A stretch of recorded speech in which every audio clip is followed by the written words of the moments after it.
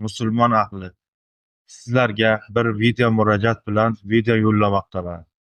Sizlardan iltimos, qo'ldan kelgancha videoni tarqatib, yordam berishingizni iltimos qilaman. Bu inson bilarkan yaqinlar qidirayotganligini, onasi Baxtiyorjon deb onasini ko'zi oxiri ko'r bo'lib Rossiyaga borib, bitta tojikistonlik mana bu ayolga uylanib olgan, uni qidirgani Rossiyaga keldim dedi. O'g'li topildi, lekin Alloh o'zi joyini jannatdan qilsin. Meni akam Ergashev Hasan 1984-yil Qashqadaryo viloyati Nishon tumanida tug'ilgan. Akam Hasan Sholkovo oblasida ishlab turgan joyida 2024-yil 28-oktyabr kuni noma'lum sabablarga ko'ra chiqib ketgan va shundan beri dom-daraksiz yo'q. Shu akamni ko'rganlar, bilganlar, taniganlar topilishda yordam berishlaringizni iltimos qilib qolaman. Iltimos, Alloh yo'lida yordam qilinglar. 4 ta bolasi bor. Har kuni mendan so'raydi. Amaki qani dadam deb so'raydi. Men nima deb javob berishni bilmayman. Meni o'zim ham Moskvadaman. Murojaat uchun telefon nomeri 94lik 026 69 91 Telegram WhatsApplardan murojaat qilsalaring bo'ladi. Agar mana shu insonni kimda kim ko'rgan bo'lsa, hammaga rahmat. Do'stlar, Rossiyadan noxush xabar. Mana bu inson yaqinda murojaat bilan chiqqan edi. Bir oy oldin o'g'lim yo'qolib qoldi. Uni qidirgani Rossiyaga keldim dedi. O'g'li topildi, lekin Alloh o'zi joyini jannatdan qilsin. O'g'lini haqqiga duo qilib qo'yinglar. Hozir duo boradi xolos. Bir oy avval o'g'illari mashinani garajga olib kirgan va isitish tizimini yoqqan. Mashinani orqasidan bilasizlar tutun chiqadi. Ana shu tutun garaj yopilib dimlanib turgan joy bo'lganligi uchun konditsioner ana shu zaharni mashinaning ichiga haydab turib, zaharlanib mashinaning ichida o'lgan va o'ligi jasadi bir oy mashinada qolib ketgan. O'g'illari topildi. Ota-onasiga sabr bersin va mana shu insonni haqqiga hozir qo'limizdan keladigan ish bir duo qilib qo'yish. Alloh o'zi rahmatiga olsin va Alloh o'zi gunohlarini mag'firat qilsin. Hozir Rossiyada yo'qolgan insonlarni topishga harakat qilyapmiz. Juda ham ko'p o'nlab murojaatlar bor. Iltimos, mana shu farzandim, akam, ukam, erim, otam, yaqinlarim, даже onasini oqtarayotganlar ham bor. Mana videolarimizni ko'rsalaring, bitta ayol murojaat qilgan edi. U videoni qo'ymasimdan turib onasini topib berdik. TikTok kanalimga bundan 1 yil avval mana bu Rossiyaga 1999-yilda Rossiyaga, Tataristonga ketib qolgan mana bu aka haqida video chiqargan edim. Bu aka topildi. 25 yil qidiruvda bo'lgan aka, endi o'zini oilasi qidirgan, ota-onalari, yaqinlari qidirgan. Bu akani ko'rganlar aytishi bo'yicha bu akani ismlari Baxtiyorjon edi. Tataristonga, tatar ayolga borib uylangan ekan bu aka. Ismini Boris deb o'zgartirgan ekan. Aytishlari bo'yicha Tataristonda fermerlik qilar ekan va tatar mahallada yashar ekan. Mana shu Kazanda tatar mahallada yashar ekan. Bu insonni ota-onasi, yaqinlari, opa aka-ukalari qidirayotganligini bu insonni qo'shni-qo'shnilari, yaqinlari aytgan ekan. Bu inson bilarkan yaqinlar qidirayotganligini, onasi Baxtiyorjon deb onasini ko'zi oxiri ko'r bo'lib o'tganini ham bu inson bilarkan, yaqinlari aytgan ekan, ko'rib gaplashgan ekan. Lekin bilmadim, shuncha yillar yurib qalb qanaqa bir toshdek qatib ketish kerak. Misol uchun o'zi fermerlik ham qilar ekan, boshqa ekan, sharoiti yaxshi ekan deb shuncha gapni eshitdim ham. Ota-onasiga na bir telefon qilar ekan, na bir xabar berib, bir ota-onasini ko'rmasa ekan, onasi Baxtiyorjon deb boshqa farzandlari ham eshikni ochib kirib borsa, Baxtiyorjon keldingmi deb ana shunday holatda onasi jon berib bu olamdan ko'z yumibdi. Otasi esa mana otasini ko'rsalaring bo'ladi, juda ham qarib qopti. Otasi ham hali ham bolam Baxtiyorjonni bir marta tirikligimda ko'rsamidi deb hozir ham otasi kutib intizor bo'lib o'tiradi.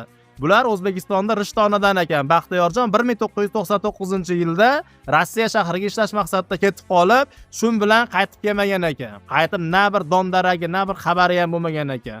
Lekin tirik ekan, Qozonda, tatar mahallada fermerlik qilar ekan. Mana rasmlari, laqabi Boris, balki ismi o'zgarmagandir, lekin laqabini Boris deb chaqirishar ekan. Iltimos, Kazandagi va Tataristondagi aka-ukalar mana shu inson tanisalaring, bizga mana bu raqamlarga murojaat qilinglar. Hattoki adresini ham bilaylik, deyapti. Opalari bor, opalari menga murojaat qilib chiqqan edi. Opalarining ham yoshlari juda ham ko'pdi. Adresini bilsak ham o'zimizdan borib bir marta bo'lsa ham ukamizni ko'rib kelsak bo'ldi deyishyapti. Mana bu andijonlik onaxonam murojaat qilib chiqqan edilar menga.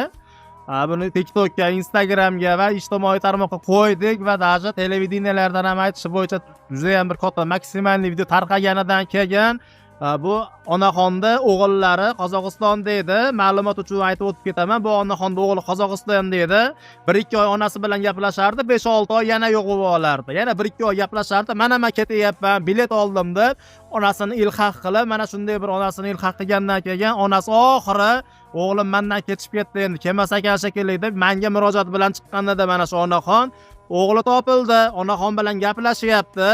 Hozir ma'lumot o'rnida aytib qo'ying. Xudo xolasa mart oylarida vatanga, O'zbekistonga, Andijon shahriga qaytib kelar ekan. Abu Bakr degan insonning otalari menga murojaat bilan chiqqan edi.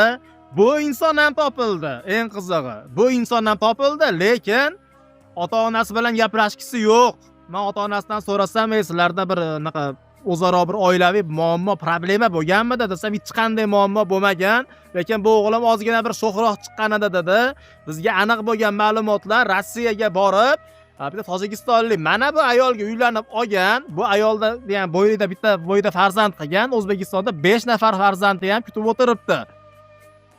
Ma'lumot o'rnida aytib o'taman, mana bu metroda bu insonni 2023-yilda ham ko'rganlar bor ekan. Demoqchiman, bu inson hozir hayot ekan. Prosta ota-onasidan va oilasidan qo'pol qilib aytganda ochiqdan ochiq kechib qo'ygan inson bo'lib chiqyapti xolos. Men yana bilmadim nima deb aytishdi. Abu Bakr, otang chiqargan videolarni ko'ribsan, sen misol ko'cha ko'rgan bola bo'lsang, sen ko'chani tilida ayting.